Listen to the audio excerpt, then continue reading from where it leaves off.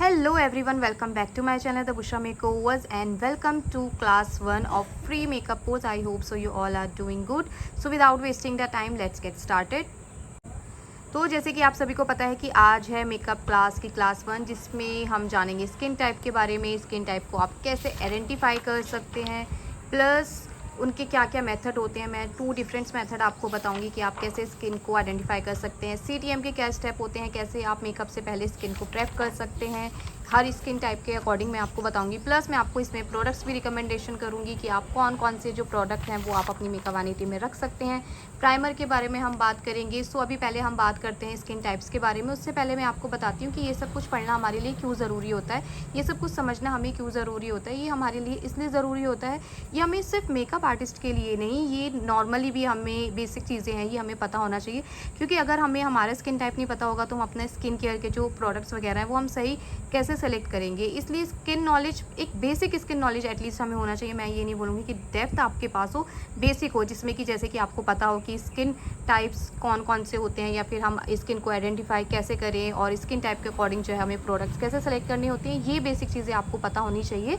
सो चलिए हम स्टार्ट करते हैं। सबसे पहले हम स्टार्ट करते हैं स्किन टाइप्स के बारे में। सो स्किन टाइप्स जैसे कि हम सबको पता है कि 4 तरीके के जो है वो स्किन टाइप्स होती हैं। तो वो कौन कौन सी होती हैं? वो होती हैं oily, dry and combination and normal. Normal में भी जो होती हैं हमारी 2 सब कैटेगरीज होती हैं, एक नॉर्मल टू ड्राई होती है और एक नॉर्मल टू ऑयली होती है। अब बहुत सारे लोगों को जो है वो कन्फ्यूजन होती है कि सेंसिटिव भी एक स्किन है। तो सेंसिटिव एक स्किन नहीं होती है। सेंसिटिव एक स्किन कंसर्न में आता है, टाइप में नहीं आता है। ऑयली स्किन भी सेंसिटिव हो सकती है, ड्राई स्किन भी सेंसिटिव हो सकती है, कॉम्बिनेशन भी सेंसिटिव हो सकती है और जो है नॉर्मल भी सेंसिटिव हो सकती है। सेंसिटिविटी का कोई भी रीज़न हो सकता है। जेनेटिक्स की वजह से भी होती है कभी कभी सेंसिटिविटी, इन्वायरमेंटल पॉल्यूशन की वजह से भी हो जाती है, जैसे धूल मिट्टी या फिर किसी भी एक स्पेशल इंग्रेडिएंट्स वगैरह से भी सेंसिटिविटी हो जाती है। जैसे ज़्यादातर लोगों को जो सेंसिटिविटी होती है वो विटामिन सी से होती है।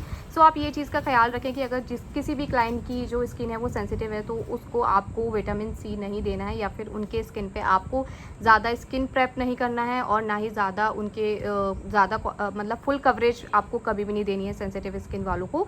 तो अब टाइप्स तो हमने जान लिए कि कौन कौन से टाइप्स होते हैं। अब हम पता करते हैं कि स्किन टाइप को हम आइडेंटिफाई कैसे कर सकते हैं। तो एक तो नॉर्मल वे होता है कि आप इस इंसान को देख के उसको बता सकते हैं कि कौन सा स्किन टाइप है। तो जैसे कि अगर किसी भी क्लाइंट की आपकी ऑयली स्किन है, देन जो स्किन होती है वो शाइनी या फिर ग्रीसी नज़र आती है, या फिर उसमें एक्ने ज़्यादा होते हैं।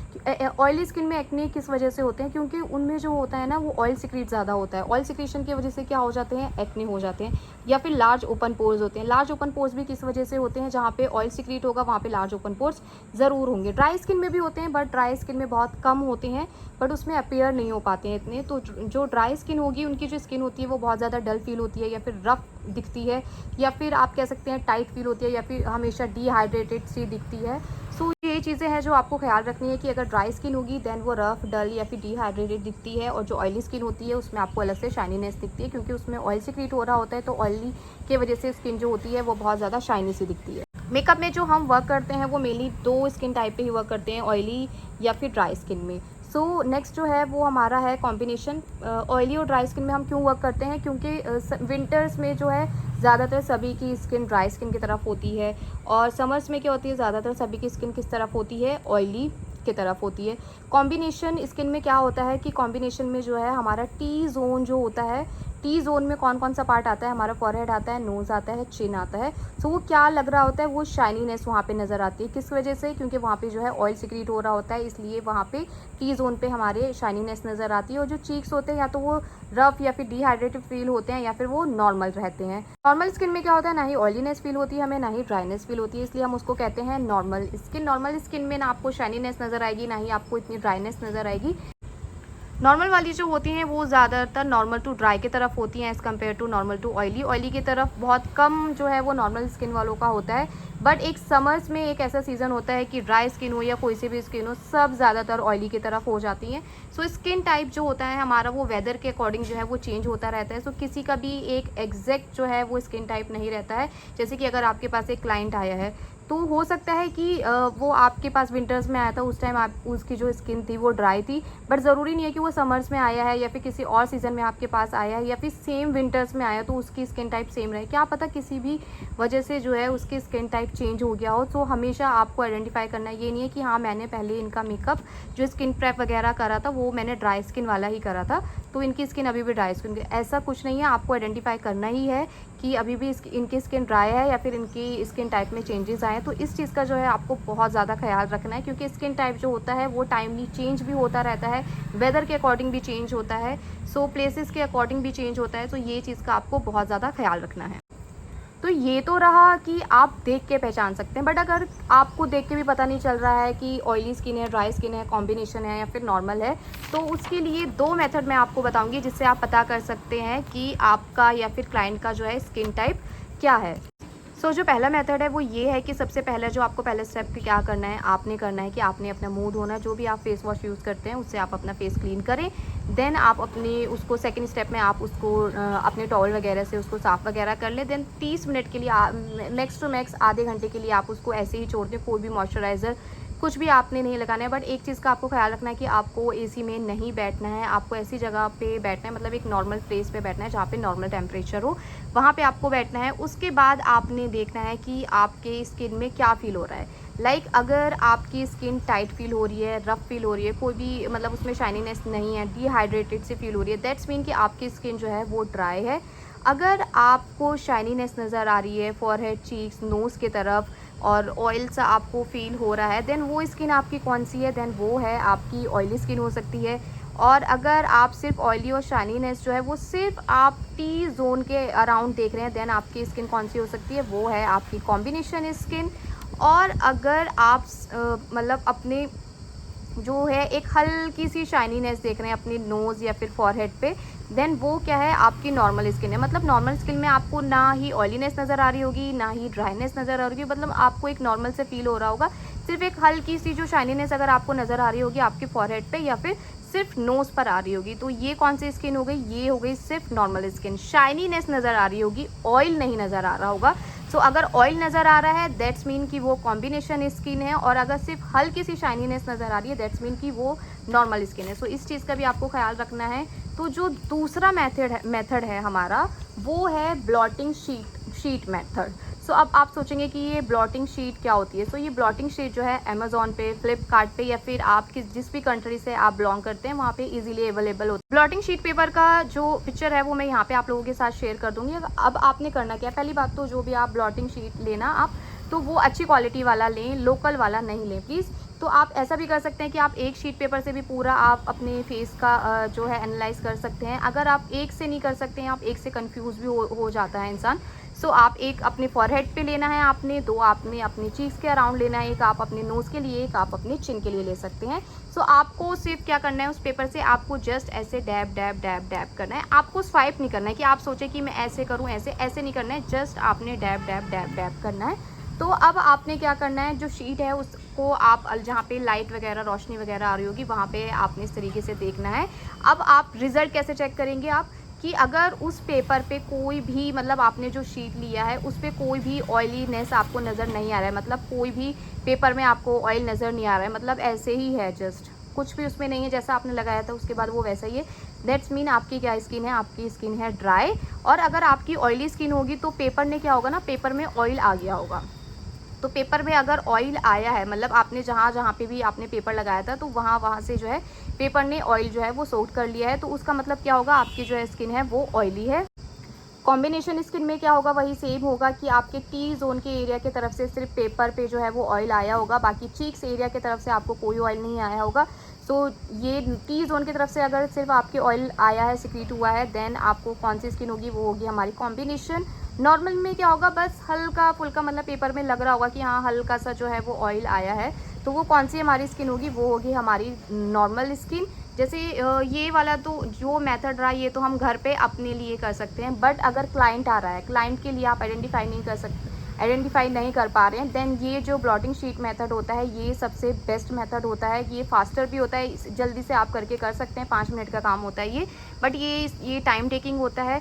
क्लाइंट्स के लिए आप जब भी कर रहे हैं, आप अपने सैलून या फिर स्टूडियो वगैरह में, या फिर आप एज अ फ्रीलांसर भी वर्क कर रहे हैं, तो ये मेथड आप यूज़ करें। इसको मैं बोलूँगी कि आप अपने पर्सनल यूज़ के लिए कर सकते हैं, बाकी आप ये वाला मेथड जो है करें, ये बहुत इजी मेथड है। इस तरीके से जो है आप स्किन टाइप को आप आइडेंटिफाई कर सकते हैं। आई होप सो कि यहाँ तक अभी जो मैंने स्किन टाइप और कैसे आप आइडेंटिफाई कर सकते हैं ये सब क्लियर होगा। प्लीज़ मुझे कमेंट सेक्शन में ज़रूर बताइएगा कि आपको समझ में आया है या ये नहीं आया है। अब हमने स्किन टाइप जान ली है, स्किन टाइप को आइडेंटिफाई कैसे करना है ये भी जान लिया। अब बात है स्किन प्रेप की। सो स्किन प्रेप को हम क्या कहते हैं, स्किन प्रेप का जो हमारे स्टेप होते हैं उसको क्या बोलते हैं, हम उसको बोलते हैं हम CTM, जिसको हम बोलते हैं क्लिनसिंग, टोनिंग एंड मॉइस्चराइजिंग। तो आपको इस चीज़ का ख्याल रखना है कि कोई सा भी स्किन टाइप हो, स्किन प्रेप के जो स्टेप होते हैं वो हमारे सेम रहते हैं। स्टेप क्या होता है, पहला cleansing, then toning, then moisturising. अब जो क्लिनसिंग होता है, जैसे अगर किसी की ऑयली स्किन है देन हमें कौन सा क्लिनसर यूज़ करना है, जेल बेस्ड क्लिनसर यूज़ करना है। ड्राई स्किन है देन हमें कौन सा क्लिनसर यूज़ करना है, देन हमने यूज़ करना है क्रीम बेस्ड क्लिनसर। अब बहुत सारे लोगों को कन्फ्यूजन होती है कि हम कॉम्बिनेशन स्किन के लिए या फिर नॉर्मल स्किन के लिए कौन सा क्लिनसर यूज़ करें। सो कॉम्बिनेशन वालों की जो स्किन होती है वो ज़्यादातर टूवर्ड्स ऑयलीनेस होती है, देन उनको ये जेल बेस्ड क्लिनसर यूज़ करनी होते हैं। नॉर्मल स्किन वालों की जो होती है वो ज़्यादातर स्किन ड्राई स्किन की तरफ ज़्यादा होती है, तो उनको कौन सा क्लिनसर यूज़ करने हैं, उनको यूज़ करने हैं cream based cleanser. Then toner की बात कर लेते हैं। टोनर में ऑयली और कॉम्बिनेशन स्किन वाले जो होते हैं उनको करना होता है ऑयल कंट्रोल या फिर पोर टाइटनिंग वाले जो है वो सीरम उनको वो टोनर उनको यूज़ करने चाहिए। ड्राई स्किन वालों को जो है वो हाइड्रेटिंग टोनर उनको यूज़ करना चाहिए। अगर आप कोई भी एक टोनर रखना चाहते हैं अपनी मेकअप वैनिटी में देन आप रख सकते हैं रोज़ वाटर टोनर। वो एक ऐसा टोनर होता है जो ज़्यादातर हर स्किन टोन पे जो है वो वर्क कर जाता है। टोनर का मेन काम क्या होता है, टोनर का मेन काम होता है पीएच लेवल को मेंटेन करना और स्किन को हाइड्रेट करना। सो इसलिए जो है आप रोज़ वाटर टोनर जो है आप रख सकते हैं। देन उसके बाद जो हमारा स्टेप होता है वो होता है हमारा मॉइस्चराइजिंग।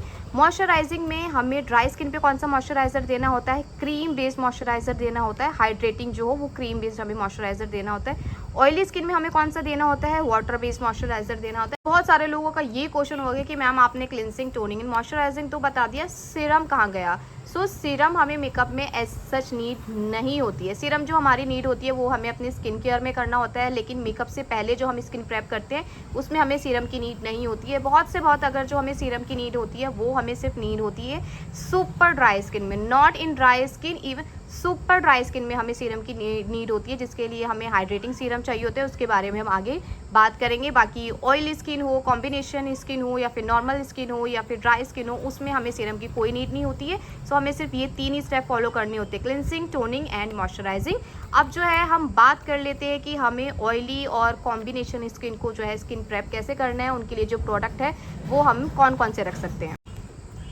क्लिनसर के लिए क्या कर सकते हैं, आप 3 डिफरेंट चीज़ें रख सकते हैं, जैसे फेस वॉश भी रख सकते हैं, वाइप्स भी, माइसलर वाटर भी, या फिर तीनों एक साथ भी रख सकते हैं आप, या आप जो भी आपका बजट हो उसके अकॉर्डिंग भी आप जो है वो रख सकते हैं। अब हमें ऑयली और कॉम्बिनेशन स्किन के लिए कैसे फेस वॉश चाहिए होते हैं, किस फॉर्म में चाहिए होते हैं, हमें चाहिए होते हैं जेल बेस्ड में।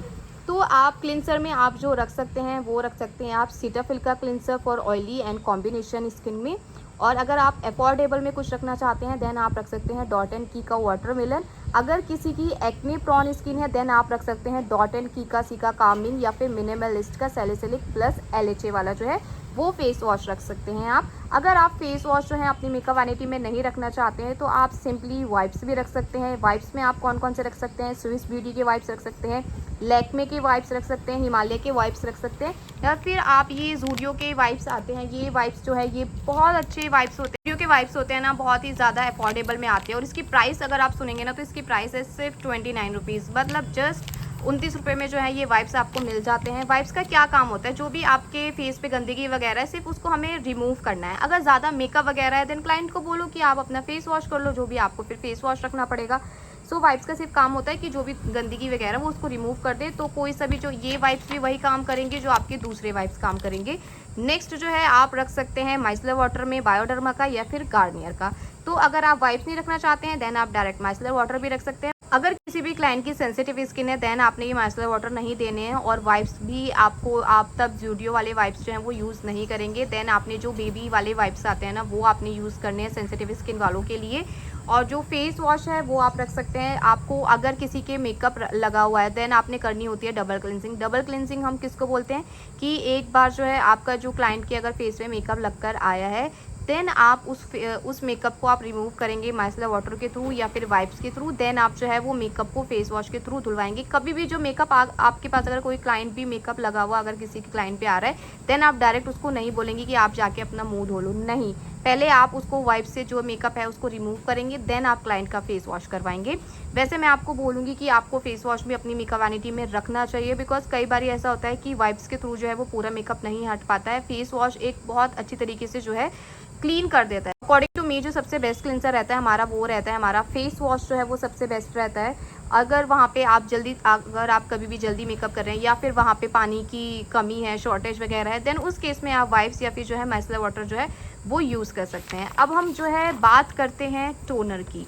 तो आप पहले तो टोनर रख सकते हैं रोज़ वाटर, क्योंकि रोज़ वाटर एक ऐसा टोनर है जो आप हर स्किन टाइप पे दे सकते हैं। देन आप रख सकते हैं TNW का रोज़ वाटर रख सकते हैं, या फिर आप रिकॉर्ड का रख सकते हैं। अगर आपको और अफोर्डेबल में चाहिए देन आप बायोटिक का जो कुकुम्बर वाला आता है वो आप रख सकते हैं। देन हम बात कर लेते हैं मॉइस्चराइज़र की। तो मॉइस्चराइज़र ऑयली और जो कॉम्बिनेशन स्किन होती है, हमें कौन से मॉइस्चराइज़र देने होते हैं, देन हमें जो मॉइस्चराइज़र देने होते हैं वो देने होते हैं वाटर बेस्ड मॉइस्चराइज़र। अब वाटर बेस्ड मॉइस्चराइज़र कैसे दिखते हैं वो मैं आपको बताती हूँ। सो मॉइस्चराइज़र जो हमें देने होते हैं वो देने होते हैं हमें जेल बेस्ड या फिर वाटर बेस्ड। जो वाटर बेस्ड होते हैं वही जेल बेस्ड टाइप के होते हैं। सो ये इस तरीके से जो होते हैं ना, ये मॉइस्चराइज़र जो है ये हमारी gel based water based moisturiser होते हैं। सो ये जो है हमें ऑयली और कॉम्बिनेशन स्किन में देना चाहिए। अब इससे पहले मुझसे कोई कमेंट सेक्शन में पूछे कि ये कौन सा मॉइस्चराइज़र है, सो ये है महामाया का मॉइस्चराइज़र। बहुत अच्छा मॉइस्चराइज़र है। मैं यही ऑयली एंड कॉम्बिनेशन स्किन के लिए यूज़ करती हूँ। विंटर्स में, समर्स में, सभी के लिए ये बहुत अच्छा मॉइस्चराइज़र है। बाकी आपको अगर कोई और मॉइस्चराइज़र चाहिए तो आप रख सकते हैं पैक का एक्वा ब्लास्ट, या फिर मार्गिस इंटरनेशनल का भी आप रख सकते हैं। महामाया का जो मैंने अभी दिखाया हाइड्रा बूस्ट वो रख सकते हैं। रिकोड की वाटर क्रीम रख सकते हैं। अगर आपको कुछ और अफोर्डेबल में चाहिए, लाइक आपका बजट इतना नहीं है, देन आप रख सकते हैं पॉन्ड्स की सुपर लाइट जेल। और हाँ, एक और मॉइस्चराइज़र है जो आप रख सकते हैं, वो रख सकते हैं फ्रॉस्ट का सिल्क ब्लर। ये मॉइस्चराइज़र का भी काम करता है और प्राइमर का भी काम करता है। तो ये मॉइस्चराइज़र भी बहुत अच्छा है। आप अपने बजट के अकॉर्डिंग जो भी आपको सही लगे उसमें आप इन्वेस्ट कर सकते हैं। अब बात करते हैं CTM for dry skin and normal skin. तो उसके लिए स्टेप जो है हमारे वो सेम रहेंगे, cleansing, toning and moisturiser. So cleanser में जो है वो फेस वॉश आप रख सकते हैं सीटाफिल का नॉर्मल टू ड्राई वाला, और डॉट एंड की का अगर आपको अफोर्डेबल में कुछ रखना है देन आप रख सकते हैं डॉट एंड की का बेरियर रिपेयर वाला, या फिर मिनिमलिस्ट का आप रख सकते हैं एक्वापोरिन बूस्टर। वाइप्स में आप रख सकते हैं स्विस ब्यूटी के वाइप्स, या फिर लैक्मे एलो क्लिनसिंग वाइप्स रख सकते हैं आप। माइसलर वाटर में आप बायोडर्मा या फिर गार्नियर का रख सकते हैं। टोनर की बात करें हम, देन टोनर में आप TNW का रोज़ वाटर रख सकते हैं। अगर और इससे थोड़ा कम अफोर्डेबल में चाहिए आपको, देन रिकॉर्ड का रोज़ वाटर रख सकते हैं आप।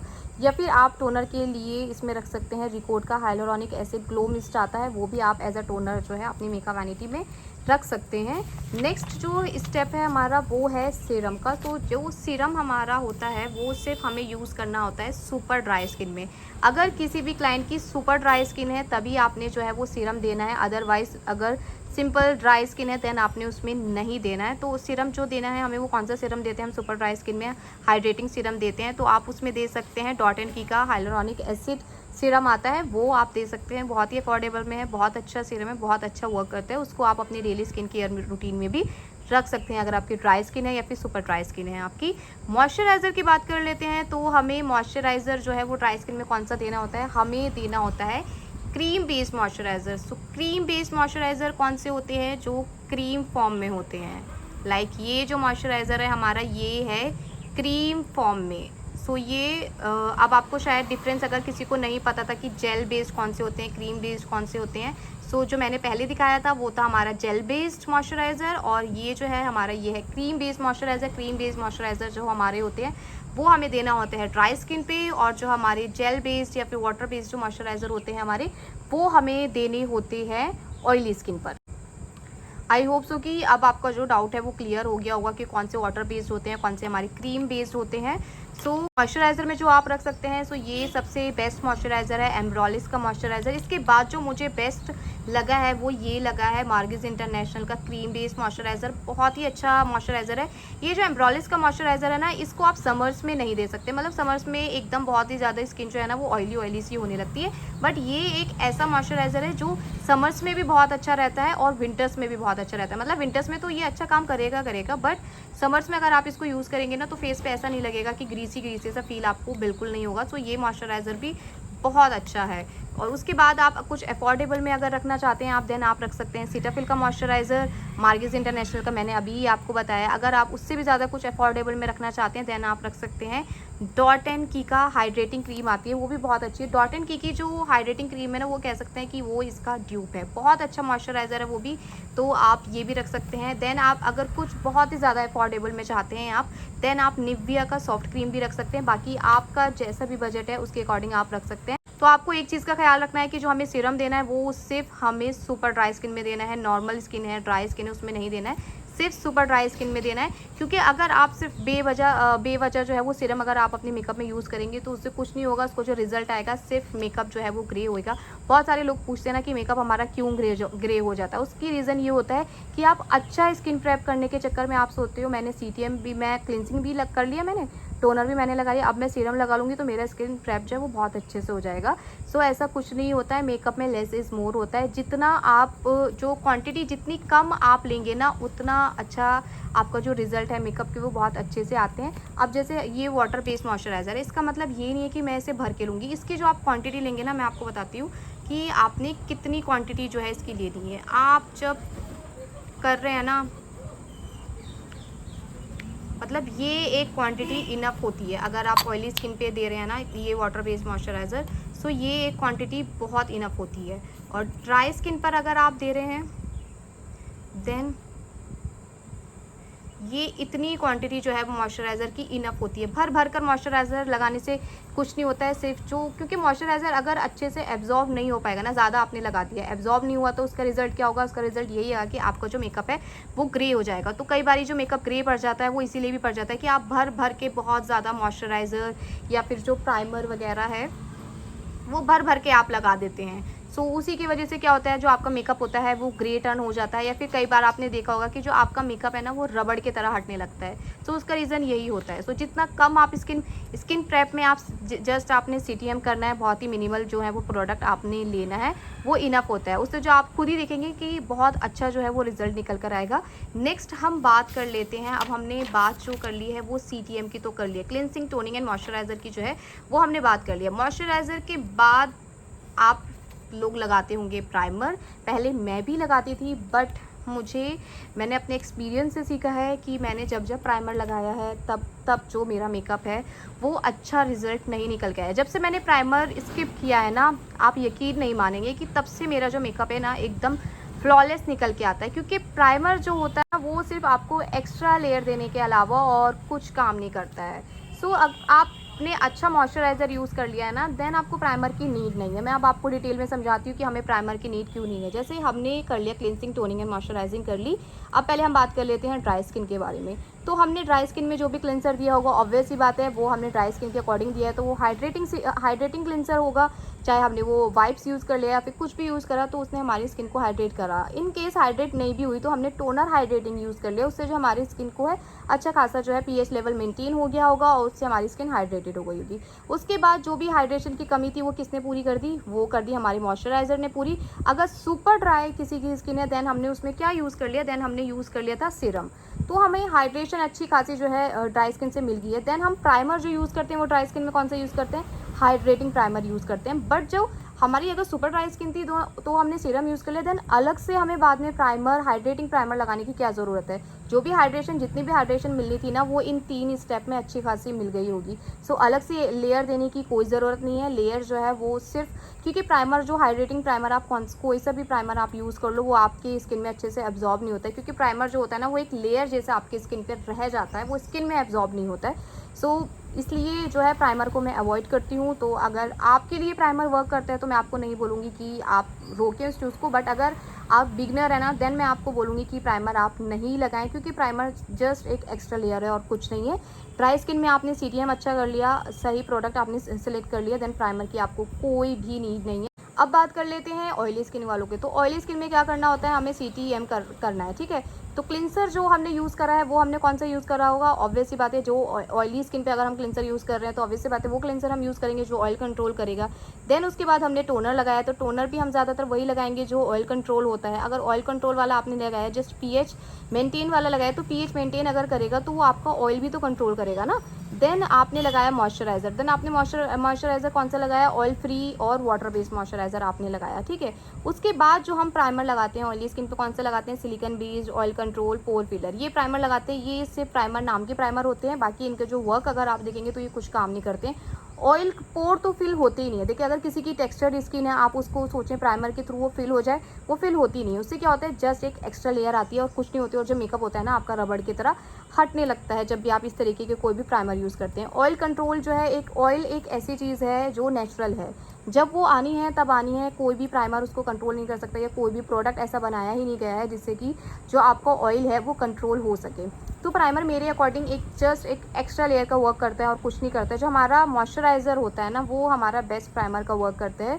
नेक्स्ट टू मैक्स अगर प्राइमर आपका ऑयल कंट्रोल करेगा ना, तो कितना कर लेगा, 2 से 3 घंटे तक। तो 2 से 3 घंटे तक तो आपको वैसे भी जो है पसीना नहीं आता है। जो भी अगर oily skin normal oily skin भी है तो आपको पसीना आना कब शुरू होता है, 2-3 घंटे के बाद होता है। बट अगर आप प्राइमर लगाने के बाद आप किसी ऐसी जगह पे भी जा रहे हैं ना जहाँ पे बहुत ज़्यादा गर्मी है, तो आपको हाथ भी पसीना आने लगेगा, फिर आपने कोई सा भी प्राइमर लगाया हो। ये तो 2-3 घंटे वाला जो ऑयल कंट्रोल कर लेता है ना, वो किस जगह पे कर लेता है, जहाँ पे AC वगैरह हो, सिर्फ वहाँ पे, और कहीं पे नहीं। अगर आपकी बहुत ज़्यादा गर्मी वगैरह हो रही है तो ये प्राइमर भी ऑयल कंट्रोल नहीं कर पाते। तो अकॉर्डिंग टू मी ये जो प्राइमर होते हैं हमारे, ये सिर्फ एक एक्स्ट्रा लेयर देते हैं और कुछ नहीं देते हैं। लाइक आपने प्राइमर लगाया अपनी स्किन पे, तो स्किन के ऊपर आपने प्राइमर लगाया, बट जो पसीना निकल कर आ रहा है वो कहाँ से आएगा, अंदर से निकल कर आता है, आपकी स्किन के अंदर से निकल कर आ रहा है। जब वो पसीना निकल के आएगा तो सबसे पहले जो भी आपने प्राइमर के ऊपर लगाया होगा ना, वो सब पसीने के थ्रू निकल के आ जाएगा।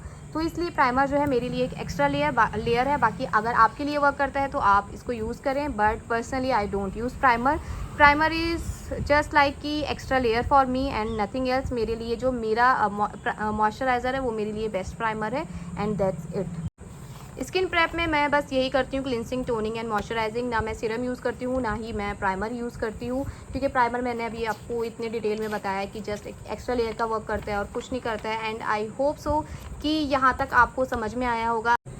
सो अब बारी है क्वेश्चंस आंसर की। तो आपको जो मैं क्वेश्चंस पुट अप करूँगी उसके आपको आंसर देने हैं। अगर आपको ये प्रोसीजर नहीं पता है तो मैं आपको बता देती हूँ कि जो क्वेश्चंस के आंसर देंगी उनकी जो अटेंडेंस है वो काउंट होगी। अटेंडेंस किस लिए काउंट होनी है, अटेंडेंस काउंट होनी है आपकी सर्टिफिकेट के लिए। अगर आपको सर्टिफिकेट चाहिए देन आपको आंसर देना कंपलसरी है। अगर आप नहीं देंगे तो वो आपकी एज अटेंडेंस काउंट नहीं होगी। तो पहला जो क्वेश्चन है वो ये है कि स्किन टाइप्स कितने तरीके की होती हैं। दूसरा जो क्वेश्चन है वो ये है कि हम ऑयली स्किन के लिए कौन सा मॉइस्चराइज़र प्रेफर करते हैं, ड्राई स्किन के लिए कौन सा मॉइस्चराइज़र प्रेफर करते हैं। ये आपको मुझे कमेंट सेक्शन में बताना है। तीसरा जो क्वेश्चन है वो ये बताना है कि स्किन प्रेप के जो स्टेप्स होते हैं वो कौन कौन से होते हैं, वो आप मुझे कमेंट सेक्शन में बताएंगे। सो प्लीज़ अटेंडेंस देना बिल्कुल नहीं भूलें अगर आपको सर्टिफिकेट चाहिए। एंड आई होप सो कि ये क्लास आपको बहुत अच्छे से समझ आई होगी। मिलते हैं आपसे नेक्स्ट क्लास में। Till then bye and take care.